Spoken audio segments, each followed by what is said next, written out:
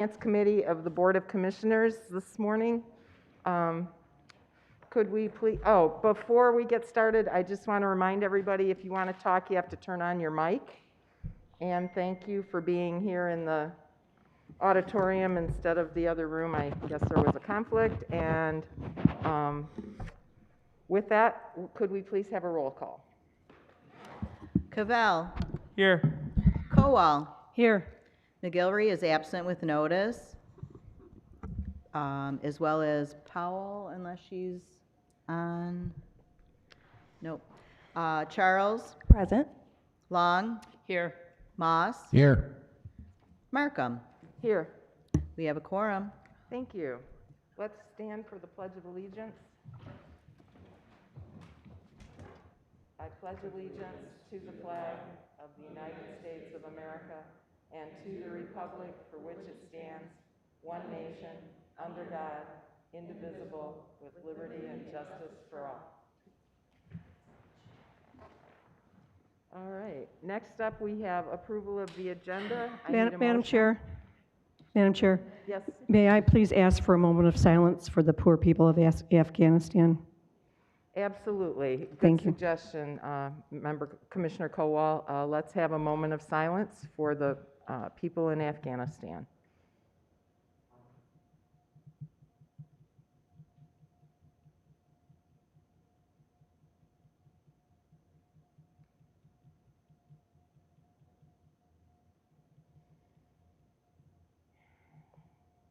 Thank you, Commissioner Kowal, for that suggestion.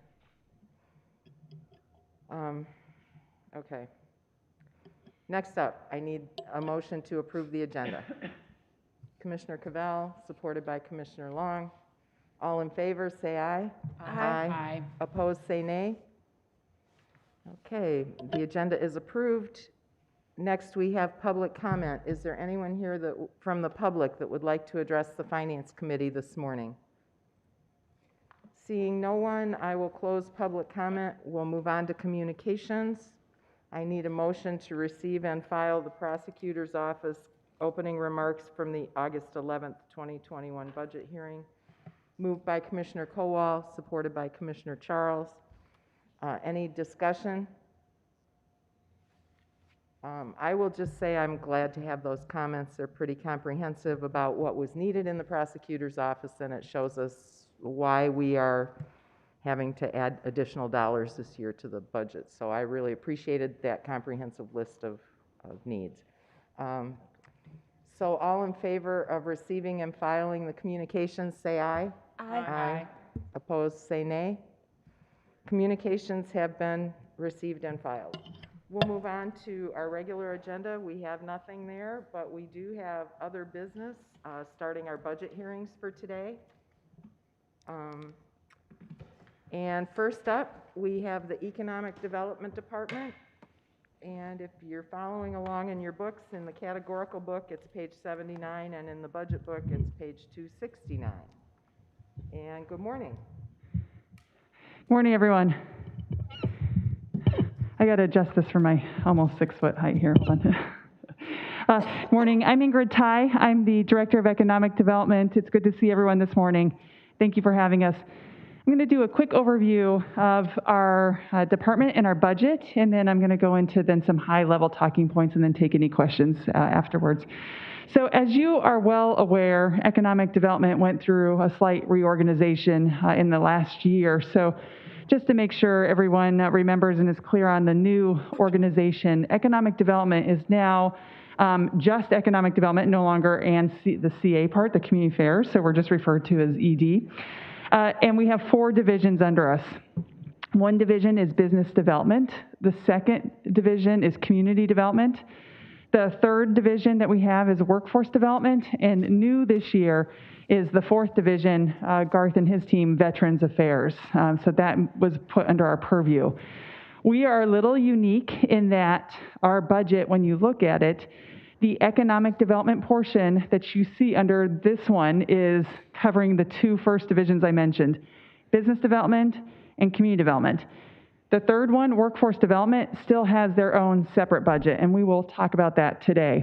But I do want to highlight that because of the fact that workforce development is all funded through federal and state grants and funding.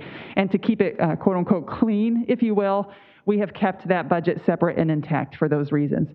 And then with Veteran Services, that is also separate too. They get a lot of state funding and other sources.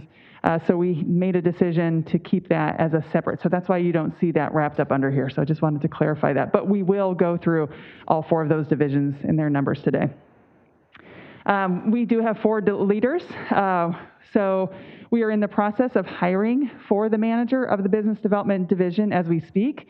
Brett Rassigan, as you all well know, is our leader of the community development section, and he actually just celebrated 35 years with the county, so that's very exciting. And then Jennifer Llewellyn, our rock star in workforce development, and then Garth Wooten, who leads our veteran services. Unfortunately, Jennifer could not be here today when we changed the times, so I'll just be speaking on her behalf. If there are any additional questions that you have specifically for her, we can always follow up and get you an answer. Okay, so just overall, when you look at those 4 divisions combined, we have 76 people that are in our department.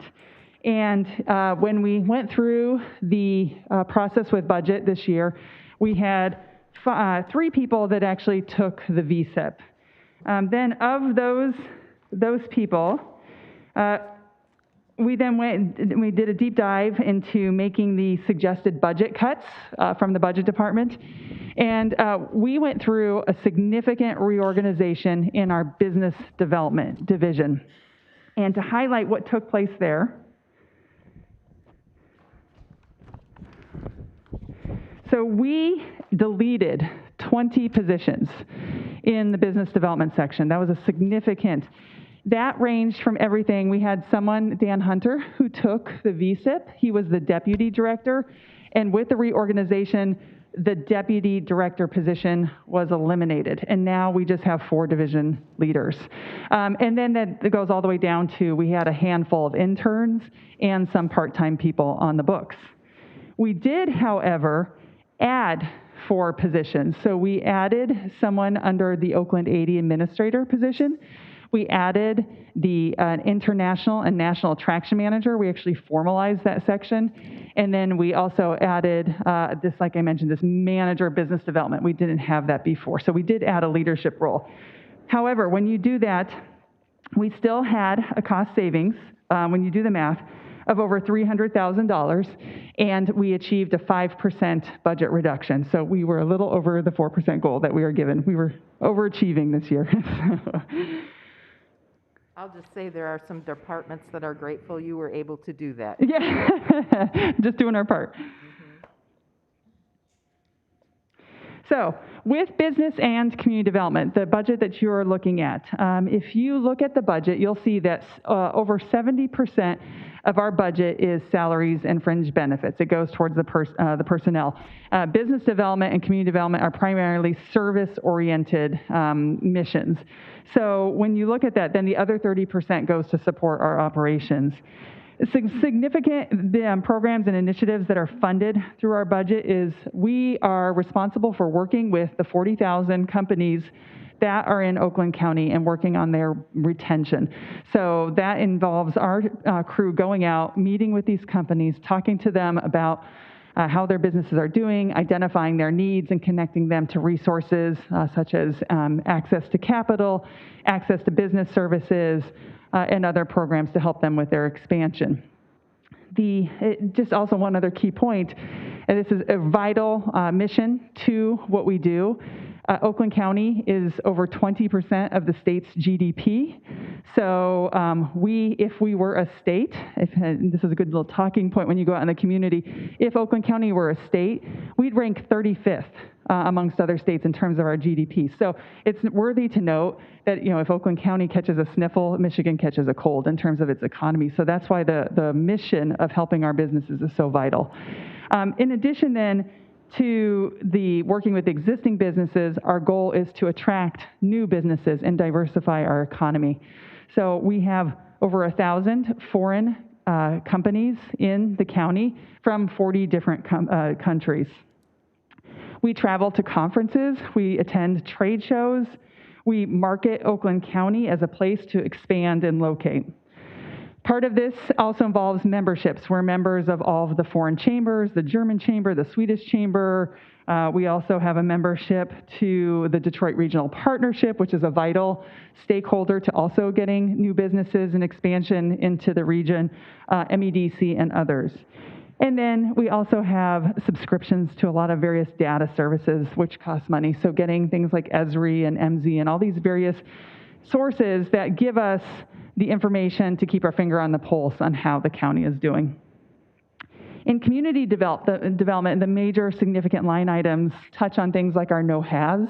We do 4 of those events where we help collect those recycling items that are hard to recycle in your household goods.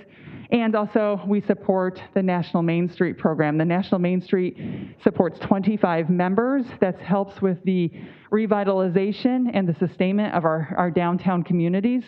That program involves everything from offering services with consultants, facade programs, and others to help maintain our healthy downtowns.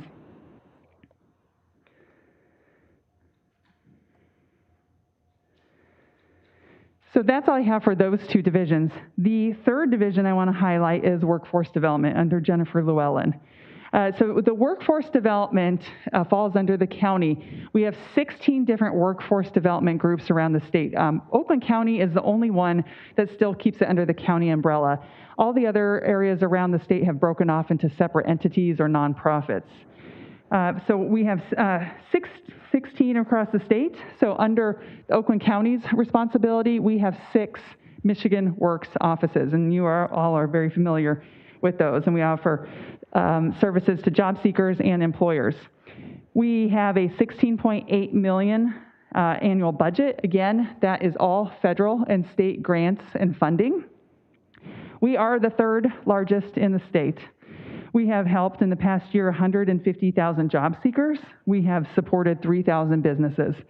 Unique to this year and COVID was we got involved with helping with unemployment. Normally that's not part of the Michigan Works mission, but we did step up to the plate when unemployment agency was stretched thin, and we fielded almost 750,000 unemployment calls to help our residents. We also have 100 contracted field staff that help support all of this. There is only one position out of all the positions in workforce development that are funded through the county, and that is the Oakland AD administrator position. That position has not been filled yet. They're actually conducting interviews as we speak, and that's why Jennifer is not here. She's part of that panel. The remaining positions are grant funded. So just to also highlight the mission of the job centers and what this funding goes to, there are 47 different grant programs, and they all go to the overall mission of supporting the 6 Michigan Works offices. They help provide apprenticeship programs, incumbent worker training, job fairs, career services, and more. And with that, I'll hand it over to Garth Wooten to highlight his key talking points for veterans.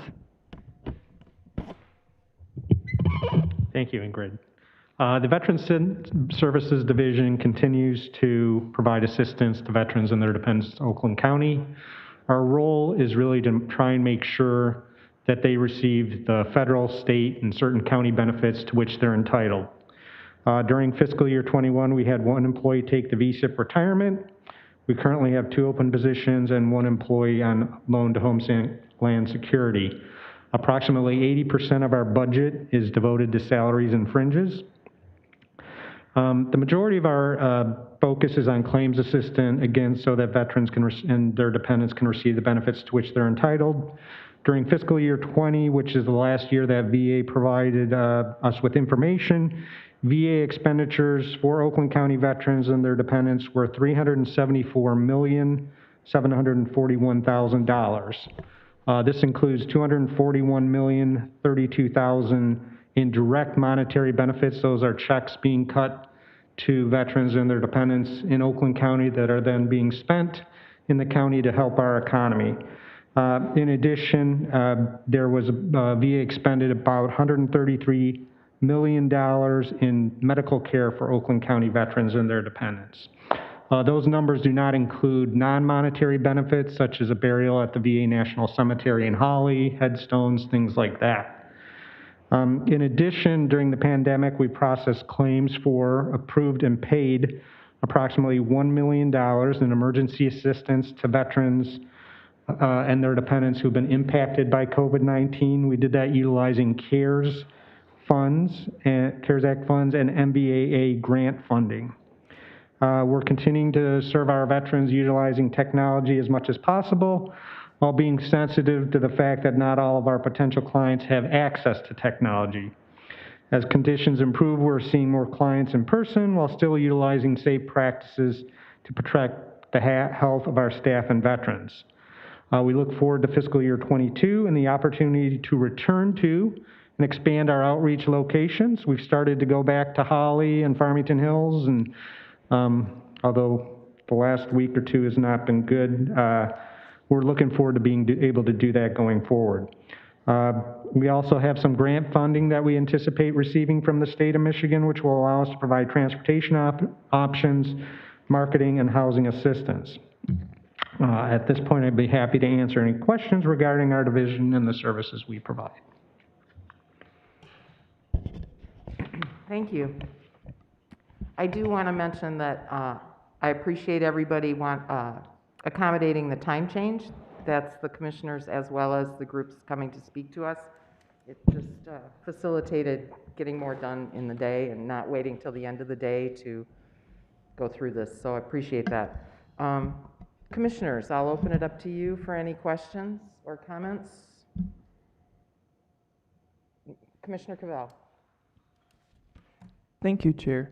I have two questions. And forgive me, Ingrid, because I emailed Sean about this, but that did not include you. I thought he would be here. So Excuse me, if you could speak into the microphone, I could hear what you're going to say. Is this better? Yeah. It's all those years in radio, huh, Chuck? You know how to do this. News talk time is 10:25. Forgive me if this is kind of a jump, if this question jumps you, Ingrid, but I and I believe other commissioners have received communications from folks in the Economic Development Department about morale or a concern related to that, or people feeling perhaps unheard. So I was wondering if you had any perspective on that. Happy to talk offline too if that's more Yeah, no, so I'd love to actually hear more because that's a huge concern. Our people are our number one priority. So if there are issues that, you might be able to speak to offline specifically, I'd love to address those, yeah. Okay, great. And then the second question was Oakland 80. What do you see in this budget? Because I was trying to understand. What do you see the future then being once an administrator is hired? Where that? So the Oakland 80 administrator will oversee navigators, and the goal is then to go out into these various communities around the county and help connect people to the different resources and programs, apprenticeships, training, upskilling, incumbent worker programs, all that, all with the goal in mind of getting 80% of that population with an industry recognized credential or degree. I think we have our work cut out for us, but I think it's something that if we put our nose to the grindstone, we can achieve. And that's different than the business navigators we just allocated money for. Correct, yeah. So Oakland 80 will focus specifically on the workforce side. Business navigators will be specifically focused on small business support. Okay, thanks. Commissioner Charles.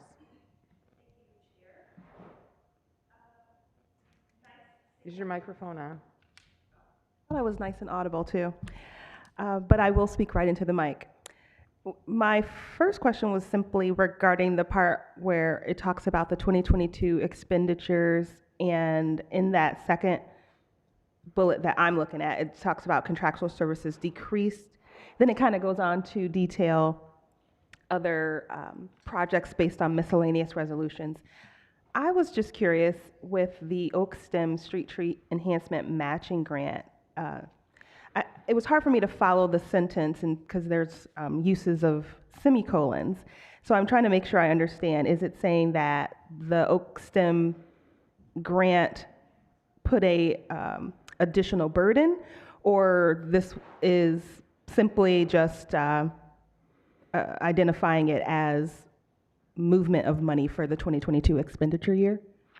So the Oak STEM program is actually not a movement of money. It was, if you recall, it was 50,000 from the Drain Commission group. It was a 50,000 from the Board of Commissioner, and then an additional 100,000. So, and that's a one-time project to help with that tree planting project in the communities. So I don't have the language, the sentence that you're referring to specifically in front of me, but I hope that helps clarify. I guess the paragraph starts by saying contractual services decreased. This is primarily due to, and then again, you know, it's like a super run-on sentence of semicolons. And I just was wondering if Oak STEM was a hardship impact, but it sounds like we budgeted just fine for it, Yeah. and you're just accounting for those dollars under 2022. Sounds great.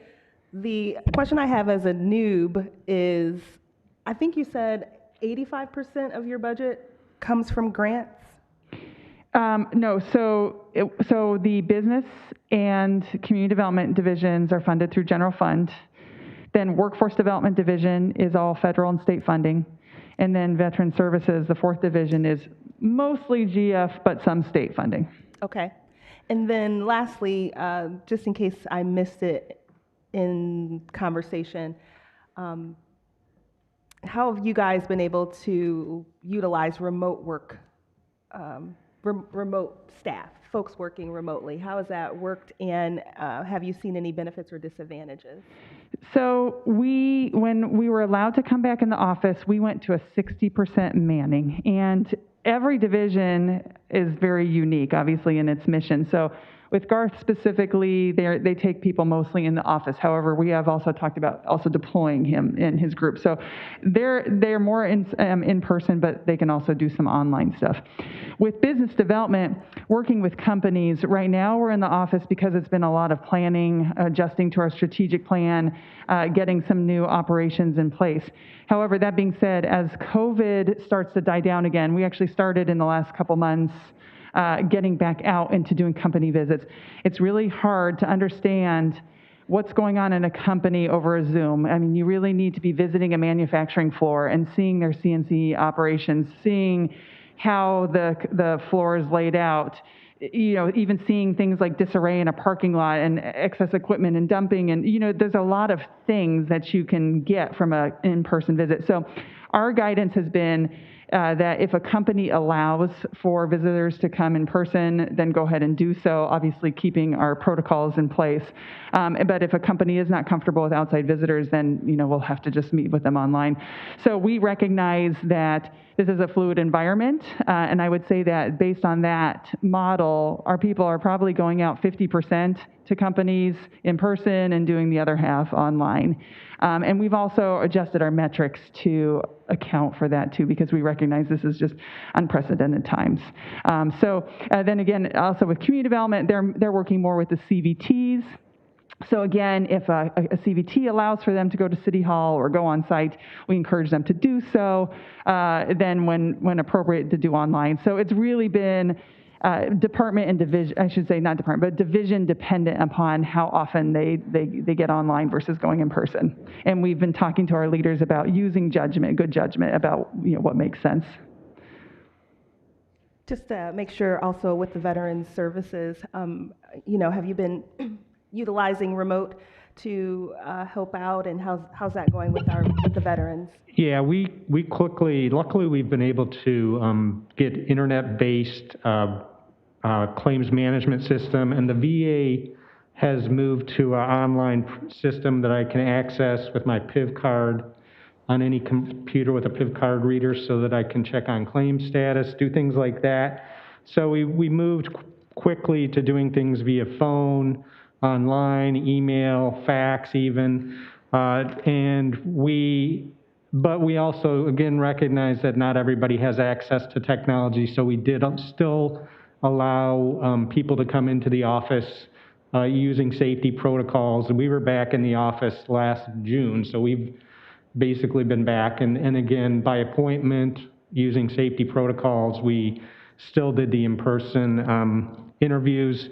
One of the things that we strongly believe in is that the best way to establish a relationship with our clients is that face-to-face meeting. So we're really looking forward to getting back to that model. We've been working by appointment, limiting people, the number of people in the office and things like that. But we've continued to be able to provide a level of service that I'm comfortable with to our veterans throughout the pandemic.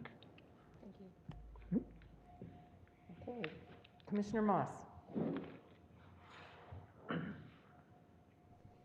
Thank you very much, and it's good to see you, Ms. Ty. It's definitely the county's gain to get you. I appreciate. Thank you. If you had your mask off, I could see you probably see you smiling. It's a good I'm thing. smiling, I promise. Yes, no, really, it's a very good briefing. Intrigued by Commissioner Charles actually asked the question that I was going to ask, and both you gentlemen, there's a permanent structural change in the way that your office operates due to remote working. Yes? Yes. Mm-hmm. Does that affect, the use of office space? You need less office space. You need less of a footprint in the building. Would that be true? That's something we're actually evaluating. So the executive team did a presentation along with facilities about what the future of remote work is going to look like for the entire county. And so as part of that exercise, we're actually going through right now, looking at our footprint, trying to figure out how the floor should be laid out, how much space we need, things like that. So that's a very good question that we're trying to figure out the answer to right now. But you can't assume that it would be less. I mean, I would just assume. And the reason why I'm getting at what I'm getting at is not your department, but merely your department. In fact, the entire county executive's department writ large, because office space and office buildings is a tremendous component of Oakland County's commercial real estate. I mean, I drive up here and it's nothing but office and office, as you know, because you're in Birmingham. When the department stores went down and the 2016 plan came in, essentially office jumped in to step into that economic environmental niche. Right. But if everybody in every organization is going to be using less of a footprint, is going to be doing more remote work, that's got to affect economic development and certainly certainly capacity of office in the county. I can't be the only one that's looking at this. Yeah, I'm sorry, what was your last name? I can't be the only one that sees this. No, I mean, it's something we're seeing internally, I think both as a department, as a county, and then also, like you said, with all of our constituents, especially when we meet with offices. So I think what we're seeing more of is probably the need, well, and here's, again, it's division specific. So, with someone like Garth and his group, they need the privacy. They still need that one-on-one opportunity with veterans who come in. With business development, whether you're meeting them in person or if you're meeting on Zoom, you still need that quiet space, that cube or something to help muffle the conversations and have a professional meeting. So, it's right now we're just really trying to figure out what is that right formula and what does that layout look like. And then to your point, learning to figure out how do we stagger staff. Some can come in some days, some come in other. But we do still need that collaborative space. And what we are experiencing is a shortage. I was going to say a shortage, but we are saying that we definitely have to deconflict the use of conference rooms around the county because, we are doing more of that. So I think it can be organized if it's planned and well thought out, but it's going to take a little time to work through some of those things. Yeah, I just would say that when the county figures out what the effects are on its organizational structure, economic development might want to look at that in a big picture, because if one of the foundations of the economic picture in the county is office, and as we all know in Birmingham, when you wake up one day and find the core of your downtown is gone, because we're not having department stores anymore.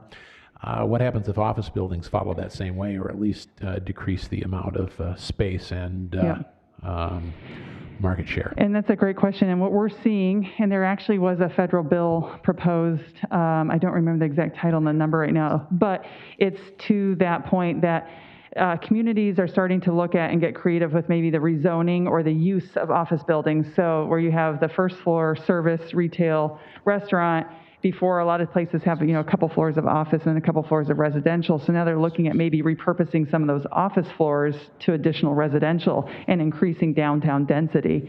So that's really a community level decision, and zoning and all those kinds of decisions when it comes to master planning. Sure. But that's something that our community development department is keeping very close track of, because I think that's a trend we may see moving forward. Mixed use. Gee, Mark Nikita will be happy. Yeah.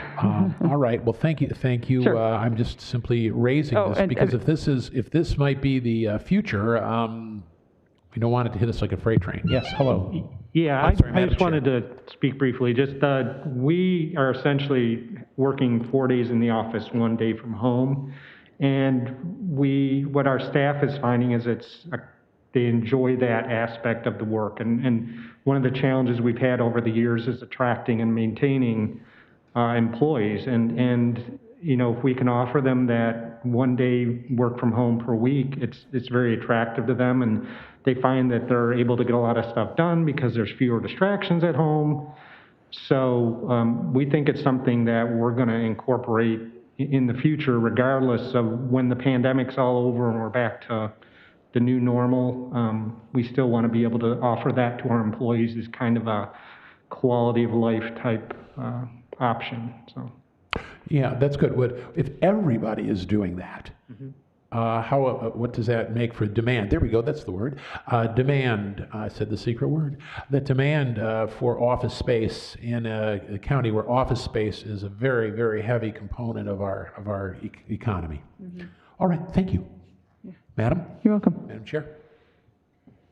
Thank you. Commissioner Kowal.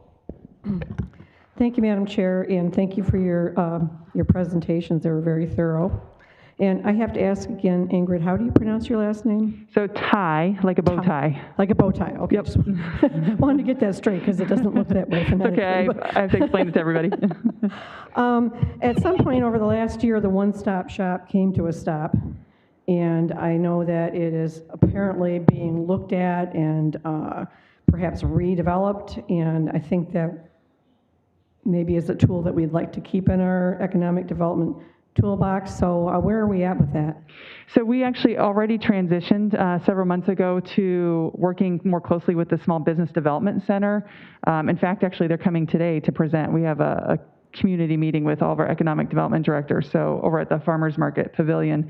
And so what we are doing is triaging those services. So if it's a startup entrepreneur for basic business skills, we have a partnership with SBDC.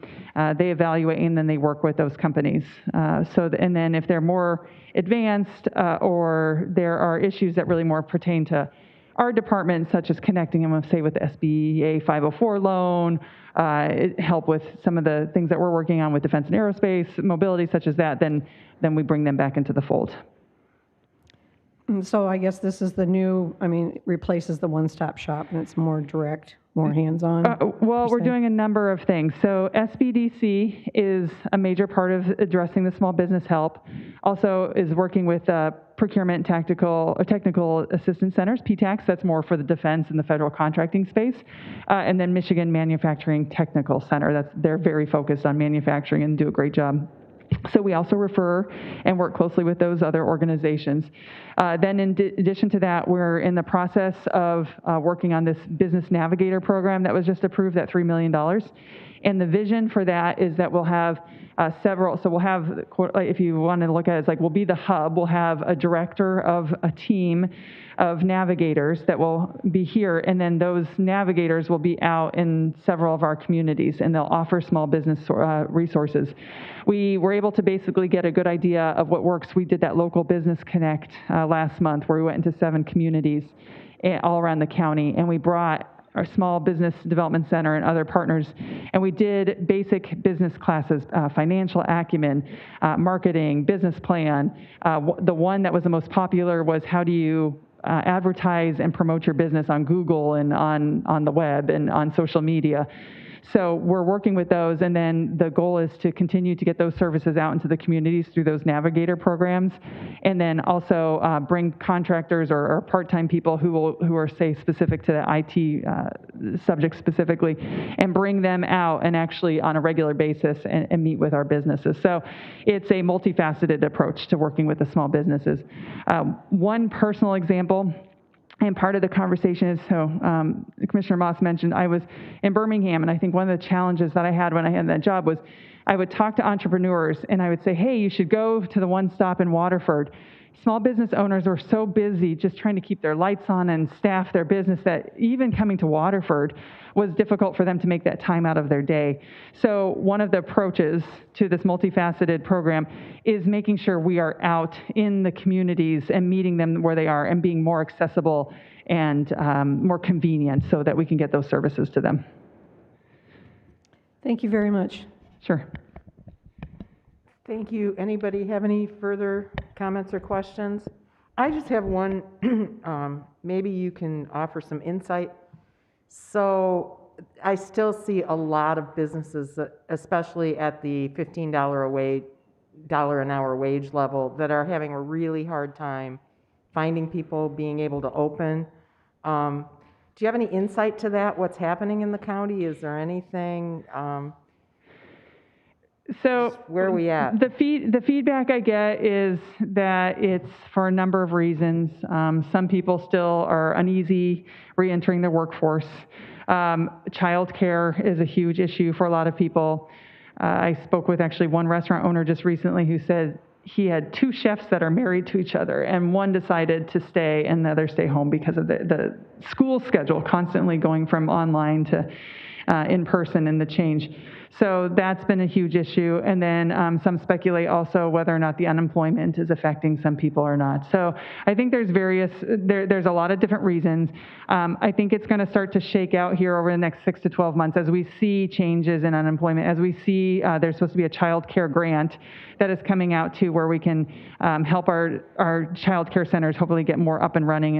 And also we're seeing schools, majority of schools in person, and it looks like there's going to, fingers crossed, hopefully be more reliability with schools being open and offering their services. So I think what we have to do, we're trying to posture ourselves and help our businesses as best as possible with the resources we have, but it's also, I think, allowing the economy to shake itself out in the next 6 to 12 months.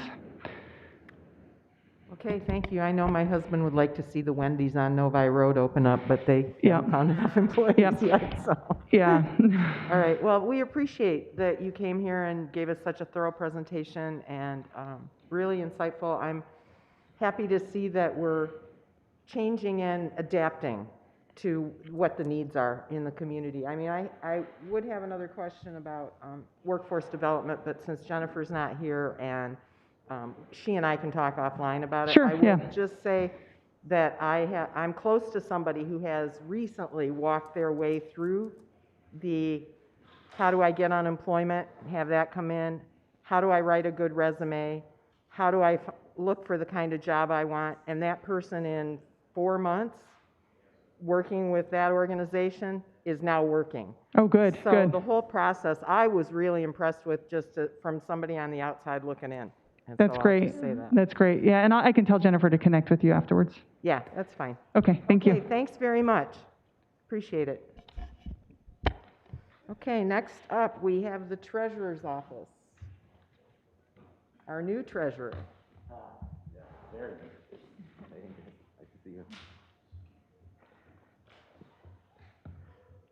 I am not that tall, so let me pull this down. But he can sure play softball. Ah, that's right. Thank Before you. you start, I will say I got a message from Commissioner Powell that says she is online, and once she hits the road, she will transfer to call in. So she's listening, but you'll hear from her, okay? All right. Good morning. Good to go. Good morning, Chair Markham and commissioners. Good to see you all. Appreciate you having us here today, and I'm joined by Jody Weiser-Defoe, our Chief Deputy in the office. And I'll speak briefly and cover some of the highlights of our budget, and then obviously want to leave time for questions.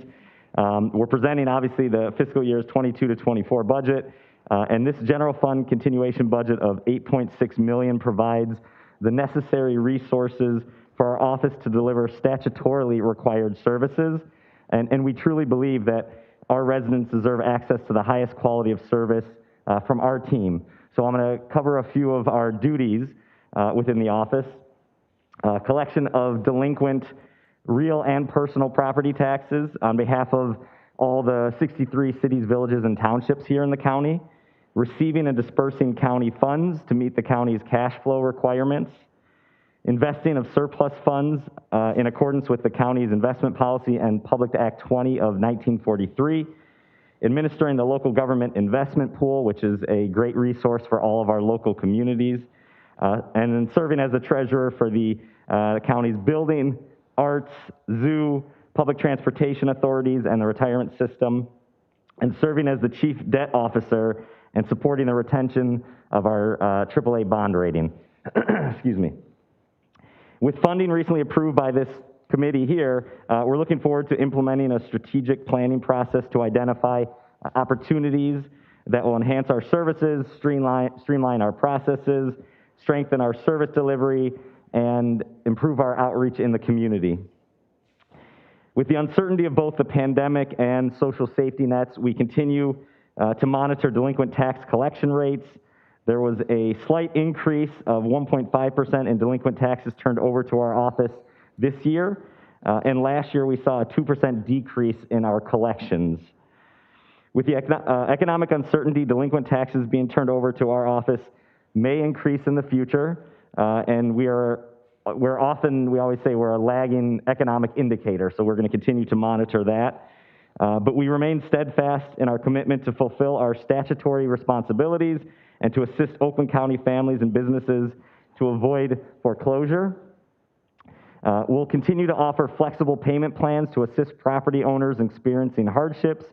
As we know, property foreclosure disrupts the financial well-being of our residents, our business owners, and especially our neighborhoods. We've completed settlement and distribution to help cash flow local communities, and we continue to administer the delinquent tax collection process, which funds the DTRF, which I'm sure you're all familiar with. A few additional highlights I want to cover. In December 2020, which was my last month in the legislature, we passed a new law that revises the property tax foreclosure process. And through a claims procedure with the circuit court, excess proceeds may be returned to former owners and interested claimants. Regardless, this is a new law that our office will be implementing with our current resources. In collaboration with, I see our Water Resource Commissioner here, in collaboration with WRC, we competitively bid and have implemented Pay Near Me. This service enables customers to pay their delinquent tax bill at local retailers such as CVS, 7-Eleven, Family Dollar. We anticipate Walmart will be online as well. And so this is a convenience for people who live in different parts of the county, so they might not necessarily have to come here to Pontiac to pay their bill. And a couple other things that I will mention, actually one other thing, because I know the question came up. As far as what we've done in our office, we dissolved 2 positions in our office. One was a financial services technician and one an accounting specialist from the delinquent tax team, and that was approximately a 4% savings. We were requested to cut about $142,000, and we cut $146,000. We had 5 individuals out of our 42 team members that took the VSIP. 2 were supervisors that we have extended out into the future fiscal years that will also need to be replaced. And then I think the question came up, Commissioner Charles asked about remote work. And obviously, we've been pretty fluid. Obviously, it was different last year as we were trying to figure things out. Our team, I would say, is there are many team members who are there every day. There's some people who had to be there all the time. At the very beginning, we were staggering. We didn't want our whole office to go out if there was some kind of outbreak. So we would have one team there one week, another team the next week, and rotate, and the others would work from home. And then another team was Monday, Wednesday, Friday, and then Tuesday, Thursday, and then rotate the following week. And so right now what we're seeing is most of our office is there in person, but there is some flexibility as long as they're getting their work done at home, usually 1 or 2 days. As just personally, I'm not someone who is looking over everyone's shoulder. As long as they are getting their work done, that's the most important thing. So that's kind of the setup, and obviously that's going to be, as I said, fluid moving forward. We're going to figure out what's best. And I think it's also important, as I think they left already, but retaining talent. We want the best people working here for the county. And I think that's something that is really important to a lot of people in the workforce or that are looking for work. So I don't know if you want to add anything. I guess Jody's here as support, and if you have any specific questions, but just want to kind of go over all the high-level stuff. You can see our budget, and I'm sure you've gone through it with a fine-tooth comb. So please, any questions that you have. With your ruler, that's right. Yeah, we all got our rulers, okay. I haven't got a ruler yet. I've only been on the job a month and a half, but I think I'll get a ruler in the next couple weeks. All right. So any questions? Yeah. We'll start with Commissioner Kowal. Thank you, Madam Chair, and I hope you're not still drinking from a fire hose, Mr. Treasurer, so we know what that's like. So. Sure. I'm just having a little bit of trouble following this, under the 2022 revenues, the charges for services net decrease of $1,251,000, primarily attributed to payments other than anticipated. It all balances out at the bottom, but I don't see where that decrease is reflected in that actual line. So, yep, I'm going to pass it on to Jody to answer that specific question, if you don't mind. All right. Are you asking exactly what it is or where? I mean, it drops from 1.2 to 200,000. That's basically the excess proceeds from the surplus of land sale that after the Rafaeli decision, we only get to keep 5% now, and the rest is eligible to return to former owners and interested claimants. Okay. Thank you. I do see it now. Okay. Thank you. Commissioner Cavell. Thank you, Chair. Hi, Robert. Hi, Jody. Is your mic on? Hello there. Okay, Need to get close. right. So, 2 questions. First, you were kind of prognosticating a little bit. It sounds like the Federal Reserve Chairman, right, where you're kind of steadily saying stuff in economic speak. Would you mind sharing what you think will happen in this fiscal year about tax foreclosures, if they'll go up, if they'll go down? And then second, on our little cheat sheets that the staff give us, it mentions a land bank. Do you care to share any perspective there? So yeah, sure. Thanks for that question, Commissioner. So we had a moratorium on foreclosures for 2020 and 2021. Obviously, as I'm new to the office, we are going to kind of reevaluate and kind of look at how things moving forward, what things are going to look like moving forward.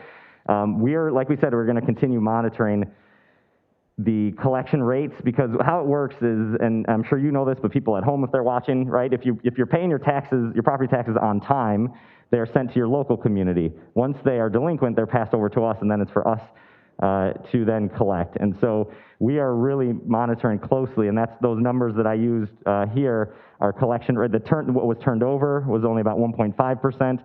Our collection rate was only down 2%, and it's roughly a 3-year process for when the foreclosure could happen. And so we have been really, really adamant about trying to set people up on payment plans, repayment plans, we should call them, because it's really important for us. As I said, foreclosure should be the last case scenario. We don't want to foreclose on anyone, and so we want to make sure we're keeping people in their homes, and so that's something we're going to be monitoring closely.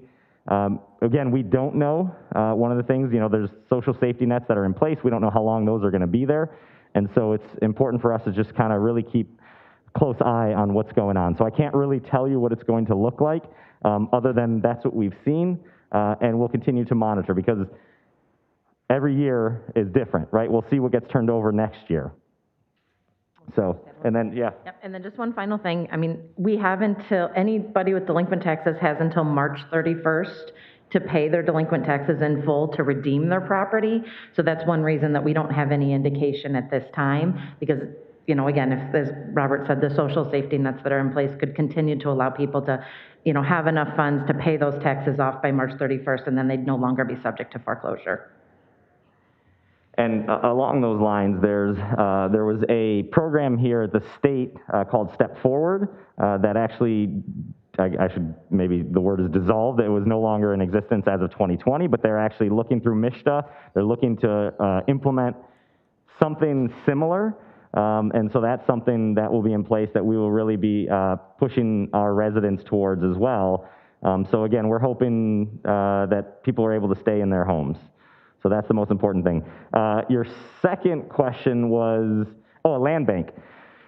So, we haven't had a land bank here, and with the change because of the recent Supreme Court decision, I don't know that it makes sense. I mean, this is something, again, as I'm coming in, we're going to evaluate everything moving forward, but I'm not sure that it makes sense because most of the land banks in the state were funded through surplus property, their sales of the surplus property. And so that's changing things considerably. Additionally, there is a state land bank that is really easy to work with and to partner with, and so they're there as a resource to us. So it's something that obviously I will look into, but as of right now, it's not something that we're looking to move forward with, especially because of the changing landscape that we're seeing across the state due to that Supreme Court decision. Okay, great. Thank you for that information. Yeah, thank you. Commissioner Charles. Thank you, Chair. Hi, Treasurer Wittenberg. Good morning. And Deputy.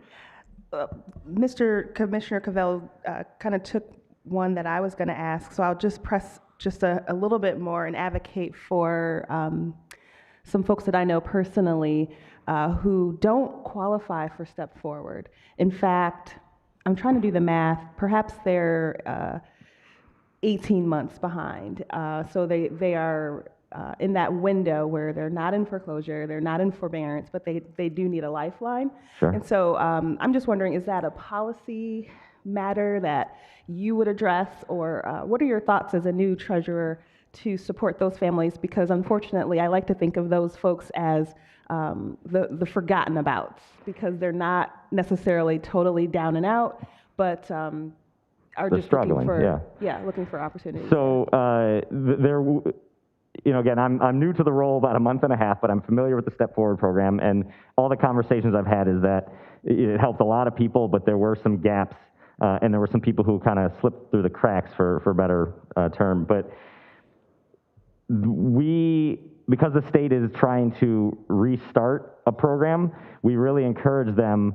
We wrote a letter to when they had public comment, and we've had conversations with people through MISHDA, and really encourage them to make it more broad for people that could qualify. But we know there are probably still going to be people who might not qualify. And one of the things that I'm really looking at is trying to put together a taxpayer relief fund here in our office, or through the county, to try to help people that might slip through the cracks. I mean, I don't know, Kyle or Lynn would know this, but I think the number's around like 54% of our budget is revenue or 54% of our revenue is from property taxes. So it's really important for us to make sure that people can stay in their homes and pay their taxes. And so I think this would be a program that would really be helpful for exactly your friends and the people in your community that you're referencing. And so this is something that we're really looking to do. And through there's a group that Commissioner Cavell is overseeing with housing. This is something I'm working closely with Commissioner Jackson and Commissioner Powell and Commissioner Hoffman. And so we're looking to implement a program that would help those people who might slip through the cracks. Yes. And just one other thing, just from a lot of local communities do not allow partial payments, but it's one of the things that the county treasurer does. So from the moment that they're turned over to us, they can start making small payments, break it down into something that's monthly affordable, that will reduce their interest liability, which is the biggest challenge once they become delinquent. So, I mean, even if somebody's 6 months behind, they can start making payments to us. We can, start getting after their delinquency. They don't have to wait until, somebody comes to their house and says you are, imminently in danger of foreclosure. So, we encourage people, reach out to us, call us, our staff will, work with them and try to find something that will help them stay ahead of the game. And I think that's a great point, Jody. Thank you for bringing that up, is that, it's harder and harder to tread water as it goes along because the fees keep getting assessed, and that's state law. Like, we have no say as to which fees are going to be assessed or not. It is state law, and so over time, they're gonna see their burden keep expanding. So we really encourage people to get out in front of it as much as they can. So, thank you. And then obviously, if you have some people, please send them our way. We are happy to help them. We also have Rita in our office who helps people try to find resources in the community. She, in essence, like a financial coach. She does a really good job helping out. So anyone you can send to our office, we're always happy to help and support them. Anybody else? Yep. Commissioner Cavell, one more time. Thank you, Chair. Jody, you were saying something, it just popped in my mind again. And I feel like both you and Robert have something to say about poverty property tax exemptions. Anything you might want to enlighten us on? Sure, I'll let Jody. I mean, this is an issue, but I think Jody would do it a little more eloquently than I could. Sure. So under state law, there's something called a poverty exemption, which is required under state law for every community to have standards that allow for their taxes to be reduced if they meet certain guidelines, such as it being their primary residence, own their home, have income levels which vary by community, and then their tax bill will be reduced by a certain percentage. Some communities are 100%, some communities are 50%, some communities are 25%. But regardless, if somebody's down and out, there's value to that reduction to help them get by. Unfortunately, this is not something that is actively encouraged. The numbers that we see are very low across the county. Just off the top of my head, I think it was like 15 in Independence Township and 3 in the city of Pontiac. There is many, many more people that qualify for these, so we really need to increase the education around this, option for people that are struggling to meet their, household needs. And that plays into what Robert was saying about you being one of the biggest revenue generators for the county's general fund, that if people are being left out because they're unaware that they can fill out this form, that might create blocks in the chain. Right? Yeah. Thank you, Chair. Okay. If nobody else has any other questions or comments, could you just speak a little bit in general for everybody's understanding about what happened with the Rafaeli case lately and how that affects us? Sure. So I probably don't need to go back on what the Rafaeli case is about, but ultimately that's when we're talking about the surplus proceeds. When you sell, you foreclose on a house and then you sell, and there's those surplus proceeds. It used to be that the county could take those proceeds. Now they're going to have to go back to interested parties, the former owner and interested parties. As of right now, like I said, in 2020, the law has changed. When I was in the legislature, we voted to change the law. So moving forward, it's going to look differently. I think it's 5%. I think it's a 5%. But right now, the most recent action that happened here in Circuit Court here in Oakland County was whether to look at it prospectively or retroactively. And Judge Langford Morris ruled that it is prospective looking, not retroactive. So we're waiting to see, because we know there's going to be an appeal. It was already filed. So there was already an appeal that was filed.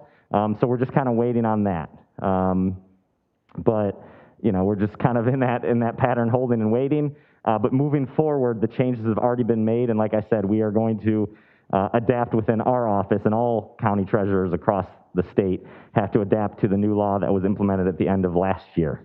So, but as far as what it, could possibly cost us here at the county, we just, we don't know, because ultimately, if it is retroactive, then people have to come forward, and we won't know what that looks like until it actually happens. Okay. If that makes sense. But it does, and we currently have $10 million set aside for settling these kinds of cases going forward, but we could have a liability up to $50,000 or $50 million, I've heard, thrown out. So, but you're saying we don't know what that looks like yet. Yeah, because we're still in litigation, exactly. So we Okay. don't know. But to, you know, as far as the amount, that high end would be really high because, you know, when we're putting out notices and we're trying to find people 3 years after, you know, within 3 years, it's tough to find some people. Imagine looking back 8 years or whatever, you know, whatever the statute is, the limitations for people to file their claim.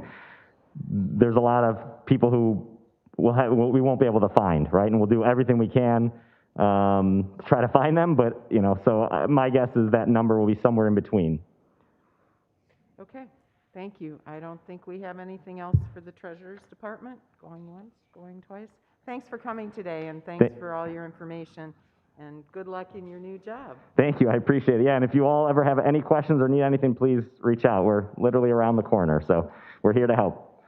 Thanks for having us. Thank you. Okay, next up we have Mr. Nash, our Water Resources Commissioner.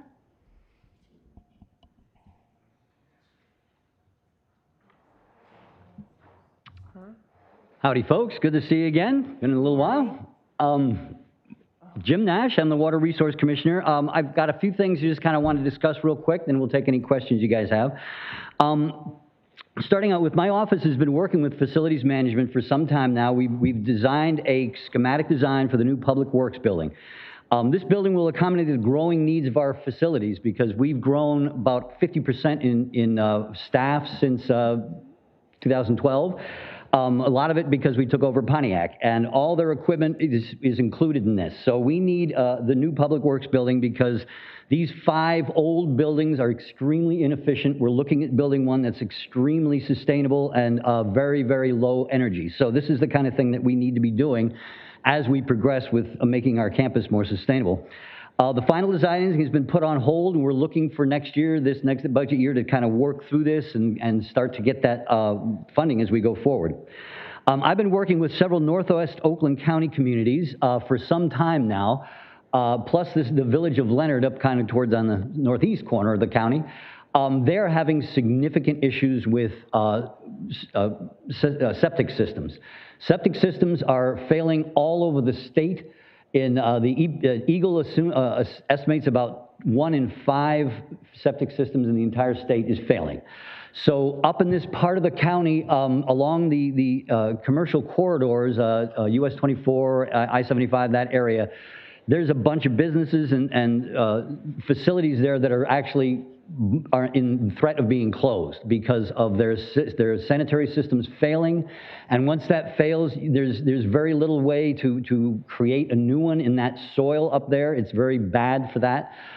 So they need a long-term solution that's going to be able to deal with this, the pollution from sewage that is happening from these failed septics. We need a long-term solution. We've been offered a way of hooking up to a sanitary system up in Genesee County that will allow these communities to have a permanent solution, because anything short of some kind of wastewater treatment plant is not going to be sustainable in the long term up in that part of the county. This is our economy. We have to make sure that we protect these communities. So we're working with those communities to do that. And again, this is a one-time opportunity. We won't have that opportunity again. To build their own system just from scratch would be much more expensive. Lastly, my office is developing a water affordability program for the communities of Pontiac and Royal Oak Township. They are the ones that we operate and maintain for that are the most threatened by affordability issues. More than a third in Pontiac and well over 50% of the people in Royal Oak Township are statistically unaffordable water right now. So we're trying to make their systems more affordable, limit the amount of shutoffs, and for collections purposes, we'd like to eliminate that as a collection method if we can in the long term without disturbing the system. We've always operated under the industry standards in these kind of collection systems, but that's not working anymore for some of these communities.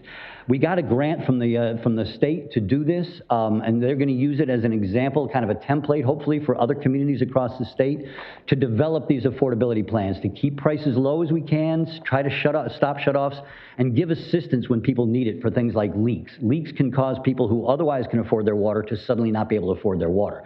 So those are the kind of things we're working on. It's to us, part of that, a major part of that, is the ability of these especially poor communities to afford to get the grants that are coming through this infrastructure bill. Part of what happens with these grants from the federal government is they have to come up with, for administrative costs, financing costs for the forgivable loans. All those things cost money, and some of these communities are so poor that just to have that part of the grant come in to fix their infrastructure makes it unaffordable for them. So we're looking to try to do this in a way that can use ARP funding if possible. This way, these disadvantaged communities, all the way from Leonard at the top of the county to Royal Oak Township at the bottom of the county, they have their own affordability issues that they just can't afford to get these needed sanitary systems without help from the county and the federal government. And again, one more thing, the Evergreen Farmington sanitary system, that's the communities, there's 13 communities that flow to Detroit for treatment. We're doing a new project there that's trading green infrastructure in Detroit for allowing us to send more water, sewage to Detroit for treatment. That's coming up. They'll be looking for financing for $72 million in improvements, and we need the full faith and credit of the system. And again, there's 13 communities that we serve for that. And that's pretty much it for me. If I have questions, I can answer, please. Okay, we'll start with Commissioner Long. All right. Hello, Commissioner Nash. Madam Chair, can I just interrupt? Having the budget up on the screen is creating all this glare on this plexiglass. Oh, okay. And I think that most of us don't need to be looking at that, so can we get that taken down? Thank you. Are you getting a headache? It does, I guess it is showing. So I realize that your water resources are all over, your buildings are all hodgepodge all over the county. But the facility you're speaking of, a new facility, are we taking into account how many people are going to be working at home before we develop a large facility? Just because I think, as we've been talking all morning, a lot of buildings are going to be empty. So I just want to make sure, are we building a facility? You're building a facility, a new facility? Yeah, we'd be building the new facility, and actually, of my office, I think about 20% of my staff will be available to do a hybrid schedule, because the bulk of my staff is field folks, and they have to come in and go out. They have no ability to do from home work. So that's going to be a fairly small part. We've already kind of figured that into the design when we worked with facilities management, so that's already kind of designed into it. The bulk of what we're doing with this building is not going to be offices for the staff that's available for the part-time at-home work. Most of it's going to be for the field staff that comes in the morning, comes in the afternoon, and all their equipment. Because when you store equipment outside, which unfortunately we have to store some outside now, it's much harder on the long-term sustainability of each piece of equipment. So we need to have all our facilities enclosed for our own people and for the equipment that we operate and maintain. We're also looking to grow. We operate right now, we operate and maintain for 14 communities under contract, all their water and sewer services. And there's, I think, 4 more communities that are looking to do that, but we can't do that until we have more place to put everything. So there's 4 communities that have asked us to take over their systems. We've told them, and as soon as we have the ability to really facilitate all this, we will. But again, there's also some things that we can do that we haven't done in the past that we can grow that way too. And this will allow us that room to grow. But again, it's not for offices for folks that would be eligible to come in as a part-time. Are you going to, I know you said it's not offices, so it's more for the workforce that goes in the trucks every day. Right. But are you going to try to put billing in there and stuff? I know you just have all those little buildings everywhere, We've like actually Dixie Highway, I think you have 1 or 2 there, and I just wonder, are you going to try to consolidate that into that, or not? Would that not fit? Oh no, that'll be part of it. But again, we're doing much less collections of bills nowadays. So as Robert Wittenberg mentioned, we have this new payment program. They can go to any of their local, Walmart or Costco or Kroger, not Costco, but Kroger and a few other places to pay their bill. Plus, we'll be introducing very soon an app on the phone. People can pay their bill, look up anything they want from their phone. So we're looking to do much less of the actually in front of us payments. We'll much more be doing consulting with people who have who haven't paid, or trying to, arrange payment schedules, that kind of thing. So we'll have places to meet with the people directly. But we won't have we'll have 1 or 2, I think, maybe doing actually at the, collecting funds from people, but the great majority will be just people paying in other places. Okay, I'm glad to hear that you took into account, the workers from home. So before I'm building a facility, I get what the facility is now. Thank you. Thank you. Commissioner Cavell. Yeah, thank you, Chair. And I have two questions unless someone else was going to ask about the infrastructure plan. Okay, so question one, you mentioned the water affordability, which hats off to you really. This is an awesome thing if any of you don't hang out in Royal Oak Township or Pontiac. It is a huge issue and it's been something that people have been wanting for a long time, so you making that happen is awesome because it's very candid, very honest, very approachable conversations about how to make water affordable, where Jim's nice enough to be like, yeah, we don't know how to pay for that yet, but we can try. So, and it's with community members, it's awesome. And to that end, can you talk a little bit more about in Royal Oak Township, upcoming needs? Because I've been talking with your office and Kelsey about, for example, there's a state revolving loan fund, and you had mentioned this, but if you could just speak this into existence a little more clearly about how there are communities that are so poor in our county that do not have the administrative backing, like, for example, in Royal Oak Township, there's no DPW director, there's no DPW department. And so when you're trying to talk to DPW about doing water things, that doesn't exist and there isn't a person except the supervisor, which is a part-time job, and she owns the corner store in town. So she's always stacking chips there. So can you wax more prose about that? Certainly, certainly. Okay, Royal Oak Township is a very small town. It used to be bigger, but it was annexed by several surrounding communities over the years, parts of it. So their infrastructure is extremely old. They've had significant issues, especially with their drinking water systems. The piping is extremely old. It's tuberculated. That means the flow isn't very good. We've been working with them trying to repair these things. There's less than 1,000 ratepayers in the entire community, all of them residential. There's one hotel, which is way scaled down than it used to be. So everything's on the residential payers. Again, there's less than 1,000. So we're looking to get a $3 million, basically a refundable loan that we have to go through the loan process to get, but then it's refunded. That will allow us to replace water, lead lines and lead adjacent lines to all these homes. To get that, they have to come up with $300,000 to pay the administrative costs, the loan costs, all the things it costs to do this. $315,000 or so.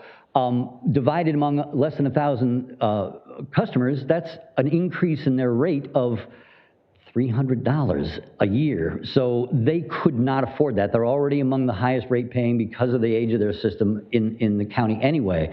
So if they are going to get this money, they need help to get it. And that's what we're looking for right now, is to get that $300,000. Leonard is facing kind of the same issue. There's other communities that have it to a lesser degree. Really, Royal Oak Township, as I said, if 54% of their population is technically, water is unaffordable to them. So this is what we're trying to do. You know, you mentioned the affordability program. I've got a stakeholder group. I've got like 18 people from the two communities, plus their elected officials, and then everybody all the way from county commissioners up to Senator Peters' office has been there. So they're really being listened to, I think, for the first time in a long time. And we're developing a program, and I think we need to make sure they understand, they support before they get it, because you can't just come in from above and say, hey, look, this is your new plan, you're going to work this. Nobody's going to buy into it. So we need to make sure we have people there who are part of the community who will help us understand it and buy into what we end up proposing. So this is what we're trying to do. The state grant allows us to do that in a much more organized way with a contractor, OHM, that has worked with us in the past. So we have a real ability to do that. We're also working with Leonard up in the top of the county, who has those same kind of issues. They don't have a sewer system, but they have their septics failing everywhere, and people will end up losing their homes over it in the long run if we don't do something. So we need to have some kind of way of helping these local communities come up with that matching money, come up with showing that there's local interest in this. We have a person that's helping us at Treasury who says vitally important that we have local folks saying that they're willing to put some money in on this, so the state is more likely to fund it. That's what we're trying to do here. So I appreciate that question. Yeah, and then the second question is, to echo that, why not use American Infrastructure Plan dollars to do all these big things that you're talking about? Again- Royal Township or Leonard or others. That's what we're hoping to do. And the more we can use outside dollars to repair this ancient infrastructure, the less burden it is on the ratepayers. So that's a major part of what we're doing. But even then, when in the standard of grants that you get from the federal government, it's 10 to 20% match. And these communities just can't afford that match. And if they can't afford the match, they can't get the program. We have some streets in Royal Oak Township that we have to repair that water main on a regular basis because it's just getting so old. And if we don't have eventually replace the whole thing, we won't be able to repair it anymore. So we got to do something, and we're doing everything we can to make sure these communities get what they need. Thank you. And Thank just to say real quick, Royal Oak Township got $230,000 in ARP funding. Their general fund is $967,000. So just more context of like how big of a money pit that is. Thanks. Thank you, Commissioner. Anybody else? Commissioner Moss. Thank you, Mr. Nash. It's good to see you. Been a while. Yeah, I assume with the mask it's you. It sounds like you. All right, I thought you could take it off and prove it. You're more than 6 feet away from me. Okay, so obviously floods, right? We've all been having a lot of them, and this is kind of my view is that people are coming to me asking, what do I do about this drain or that problem or this? And of course, the first question is, who owns your drain? I mean, it could be a homeowners association, it could be a township, it could be a city, it could be anybody. Is there in your office or anywhere else some kind of central information, whatever, that has where each drain, who owns each drain? And it doesn't do me any good if my neighborhood, which it does not, but if it did, had a drain, but it doesn't matter if it's connected to anybody because the systems, as we know, are watershed wide, or at least when it. Are you looking at this, have it, or whatever? And maybe I can. We have pass the maps of bucket to all our people from you. drains. Go ahead. There's several different kinds of drains. We have a map. We have maps of all our drains by little quadrants of the county. I don't know. Do we collect things from the other units? No, I think that's an initiative that actually SEMCOG has talked about in the past. Yeah.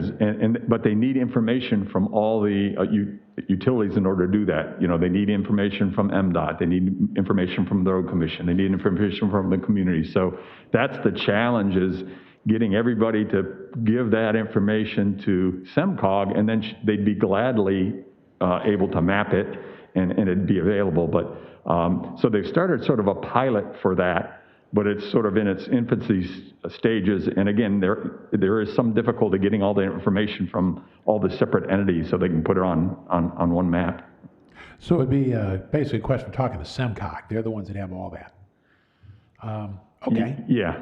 And then you obviously should have some of it, because, you know, the rain doesn't care. It comes through and it goes wherever, and the water goes wherever it goes. Sure. As the great Glenn Hagee once said, water always wins. Fantastic. No, if anybody has any questions, they can call us, and we can tell. You just give us an address, and we can tell if there's drains of ours anywhere near them. And again, we can help people get contact with their local DPW if they want, that they can get those kind of maps from their own communities. Who do they call? Well, they can call my general number. It's 248-858-0958, and just ask for the information, and they'll send you the right person. Operators are standing by. All right, thank you. Thank you very much. You got it. Okay, Commissioner Charles. Yes, hi, Water Resource Commissioner Nash. It's great to see you today. Good to see you. I also didn't recognize you. I know, it's terrible. Well, in the hat. Yeah, it could be. I just wanted to ask, there's a station down near the Sam's Club off of 8 Mile in Southfield. And at a high level, what goes on there, and will that remain an integral part of your system over the years to come? Oh, absolutely. It's a big pump station. Tim can give you a better explanation than I could. So that's the one on 8 Mile Road, is that what you're talking about? Yeah. That's basically the largest pumping station of the Evergreen Permitted system that Jim talked about earlier. So basically that station pumps the water from the entire system into the Great Lakes Water Authority system, where then it's transported down to the wastewater treatment plant. So that station's gonna be, it's a significant station that'll probably be there forever. Actually, there's going to be some upgrades to that station that's included in that $72 million project that Jim mentioned. Okay, thank you, that's helpful. Like I mentioned, the system, the evergreen farming system, it takes part of Birmingham, and it goes all the way over to Kego Harbor, West Bloomfield, Farmington Hills, Southfield has a piece of it, Farmington does. So it's a bunch of communities that contribute to that. Wow, so fascinating. No, it's wild. It is wild. Thank you. Okay, any other commissioners? I just have, I want you to elaborate a little bit on the building you want to build. I know you as the greatest environmentalist Oakland County has today, and I hope to be number 2 in how people think of me. So tell us a little bit about this new building and what you're doing with the design to make it as sustainable as possible and as set for the future as it should be. Well, certainly. Starting out with the old facilities, the building I'm in was built a couple of years before I graduated high school. You know, I'm a few years older than that now. So it was built for a time when I don't even think some of it might not even be insulated. It was built in a time when energy was super cheap, so people didn't care much. We also have a couple of older facilities, even than that, that we operate some of our field crews out of.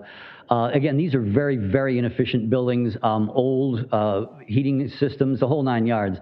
We'll be able to come into a system that will be centralized. Hopefully, it's going to be, we'll have a set of solar off to the side. We're going to have it heavily insulated. It's going to be much more efficient building. Water-wise, will be much more efficient. We're going to we want to kind of change how the campus water flow for stormwater is. I think that's part of what our problems are. So there's a whole bunch of new things that we want to do that are going to make this building way more efficient than the old ones. Plus, just being spread out, there's more transport going between buildings than we really have to have at all. And that again, that's funding that we're paying and that we're contributing to climate change. So all those kind of things can have an impact on that.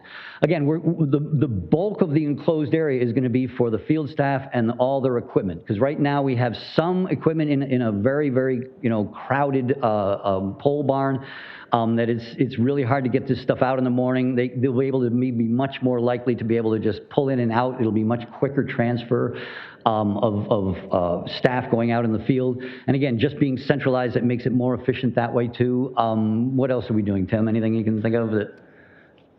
What's your energy source for heat? Go ahead. You can. We looked at geothermal. We were told that it wasn't as efficient in this part of the area here, in this part of the county, so we're not going to be doing that, I guess, but we're going to be doing everything we can to make sure everything we're doing is we're going to have way more light, natural light coming in than we ever have before. We're going to be using much less energy-intensive utilities and lights and everything inside it. We've already made those kind of decisions that we're going to be as efficient as possible. I haven't seen the exact. We're saving. I think it was $1.5 million a year. I forget the number now of what we're expecting to save for energy use. Do you remember that? That's about $1.5 million. About $1.5 million a year just for energy use, plus all the other efficiencies we'll bring in by this. So there's a huge amount of to me, this is a great improvement for sustainability for the campus and for all operations. We can turn over some of those other facilities to the private sector and we can concentrate on being the most efficient that we can.